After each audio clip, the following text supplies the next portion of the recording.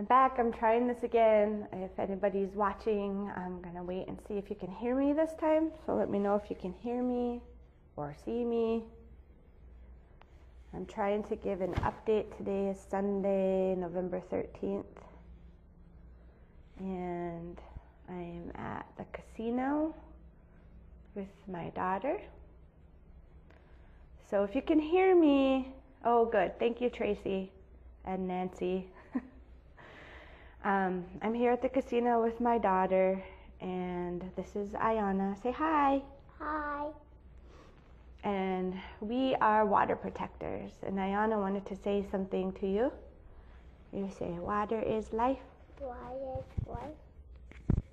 Say, help us protect our water. Help us protect our water. Say, I need water when I get older too. Was that too long to say? Mm-hmm. Let's just say water is life. Water is life. So what we wanted to do today was actually send a message to our president, President Barack Obama, who is still the president of this country until January 20th. And what I was saying earlier was, President Barack Obama, First Lady Michelle Obama, this is basically a plea for you to come out here or to make some kind of a decision to help us. And the reason that we're really asking you and your family to help us is because we've done everything over the past 8 years that you've asked us to do. You told us to speak up against injustices. You told us to organize. You told us to get people together, and you built like a lot of hope in all of us, and we're tired. Ayana and I have been out here in Standing Rock since August 15th, and I'm really tired of getting shot at, for one thing, and sprayed in the face. We had a guy shooting a live gun yesterday because they think that it's okay to treat us like that. And we could really use your help right now, and are asking you, please help us. You know, I exercised my right to vote the last few elections, and I voted for you, Mr. President, twice, because you really made me believe in you. And right now, I'm just not so sure about what's going on in the world, and we really need some protection, especially with his incoming presidency, against the Dakota Access Pipeline. And you right now still have the power to help us. And so we're begging you, Michelle, talk to your husband. Girls, talk to your dad. You know, and do something, anything to just halt this project, to maybe have a full environmental impact statement, which should have been done in the first place. This whole project was done under Nationwide Permit 12, which is used for projects less than 1 acre in size, like boat ramps and things like that. So all of those permits should be rescinded anyways that were used for this project. And, if we can rescind the permits, I don't really know exactly what can be done other than rescinding the permits and demanding a full environmental impact statement or whatever can be done. Because our very livelihoods, the future, depends on the decisions that are made by people like you. Right now, tomorrow, we hear that there's going to be some kind of a decision made, and I guess this is me hoping that this message gets to you, Mr. Obama, our president. I hope it gets to you, Barack, and that you hear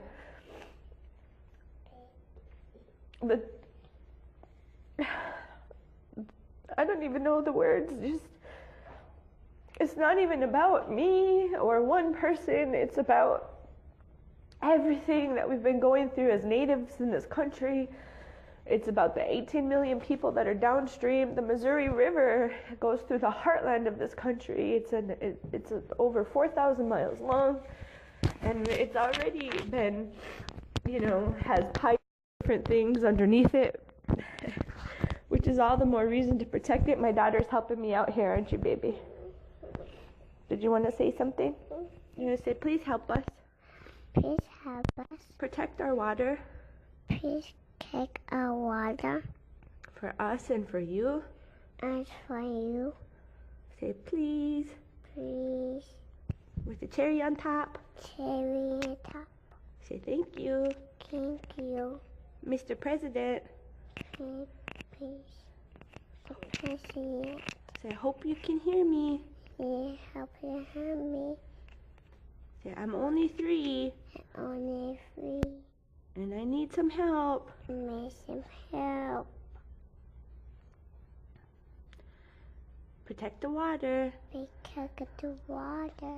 because water is life. Water is life. Minnie Vitoni, she's stronger than I am. She's wiping my tears. She's been so good out here and so helpful and Go away, Buck. doesn't even understand what's happening really, but the decisions that are made now by you, the administration, they're going to impact her and all the generations to come for many, many, many years. And so again, this is a message to our president, to Barack Obama, and a message to the First Lady, Michelle Obama. Of all the decisions that you've had to make over the last 8 years, we are begging with you and pleading with you to please help us. And just as we've helped you as citizens of this country to ensure that you were in there for 8 years, please leave a legacy of amazingness that helps us protect the Missouri River and the drinking water for millions of people. Because we're really scared about our future and what's going to happen. We never give up hope. And that's one thing that you asked us to do, is to hope and to never give up that hope. But we really need your help, really bad. This company, Energy Transfer Partners, Dakota Access, they don't care, they don't listen, they don't stop the work. They've already said they're going to drill with or without the permit. They were saying they were confident they were going to get it. We're just really tired out here. Everybody's getting colds, and everybody's been just fighting so hard for like 4 months. We need a ray of hope and some sunshine. And I mean, it is really sunny today. It is really windy today, but it's just, please, if you get this message, if you hear this message, please do what you can, everything in your power to help us. And to help us stand back against this corporation, which is just really evil and full of hate for people that are simply trying to protect the water. I mean, you must have seen everything happening to us out here. You must have seen how they've been painting the picture of us being the bad ones.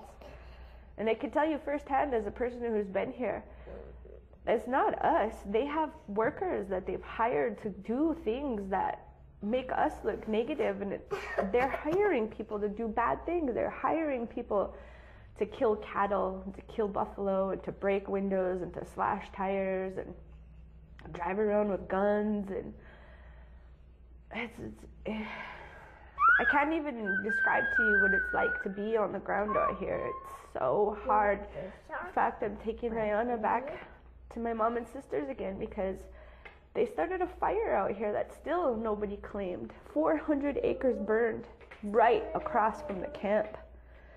And it took 6.5 hours before a helicopter finally came and dumped water on that fire. There are so many human rights abuses and injustices happening to us. It would be really amazing, Mr. President, if you could not only make a decision, but potentially even come out here. I mean, I know Bernie Sanders has talked about potentially coming out here. We know that Robert Kennedy Jr. is going to be out here on Tuesday. Oh, we know that Mark Ruffalo is coming back again. And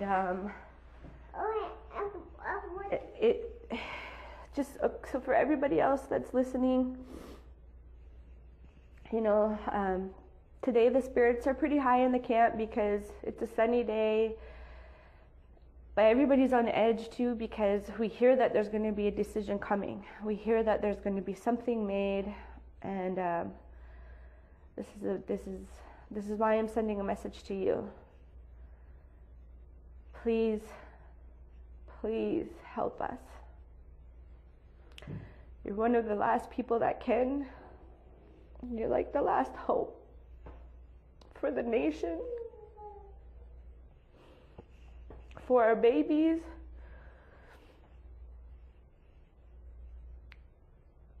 I wish I had the words.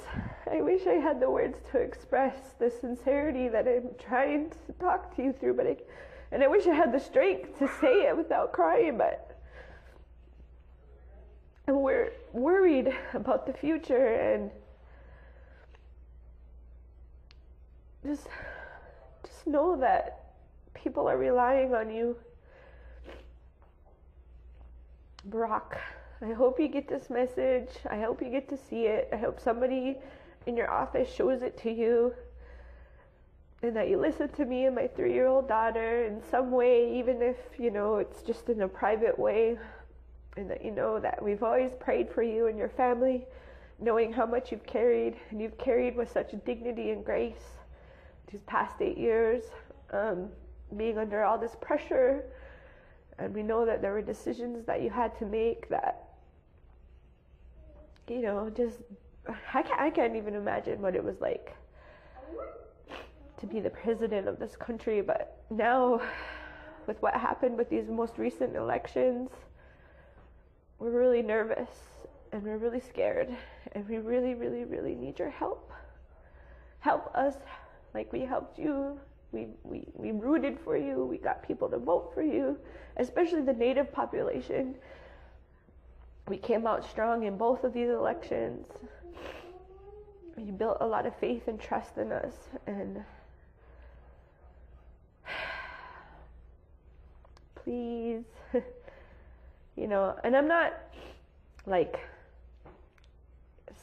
I'm looking at some of these comments, and some people are like, oh, don't idolize the president. I'm not idolizing the president. I'm just saying you're in a position to be able to help us, and we hope that you use that.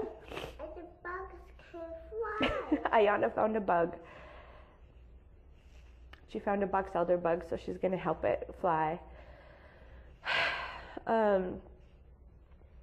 Yesterday there was an action, and a person was waving his gun around at women and children.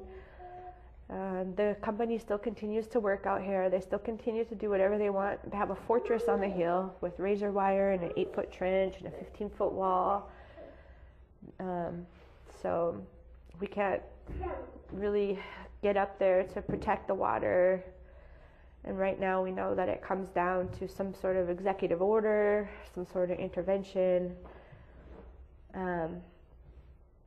We know that you're just one person, but you can be influential in some regard. I'm sure of it, that if you could just do what you can, that's all, just do something, do whatever you can, and we would really appreciate it. And we're looking forward to hearing a statement tomorrow and Monday, and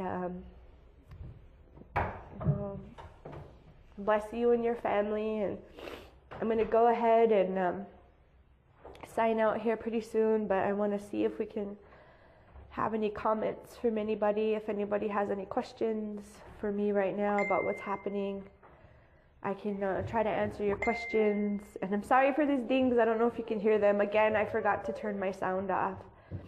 But a couple of things that those of you that are watching can do. You can continue to donate at sacredstonecamp.org, at indigenousrising.org, and at ochetishakowingcamp.org. We are still moving forward with the winter camp, with the building of the Earth Lodge construction, the teepees, the tiny houses, the straw bale buildings, south of Cannonball on the 50 acres that was approved by the tribe. And hopefully we'll be building this week before the snow flies in North Dakota, which it should have probably done already, or at the very least it should be colder, but global warming, it's been in the 60s and 70s here in North Dakota in November. People got arrested yesterday. I'm not sure exactly how many. I heard a figure as high as 70. So of course we have all those court fees. So you can continue to donate to the Legal Defense Fund, which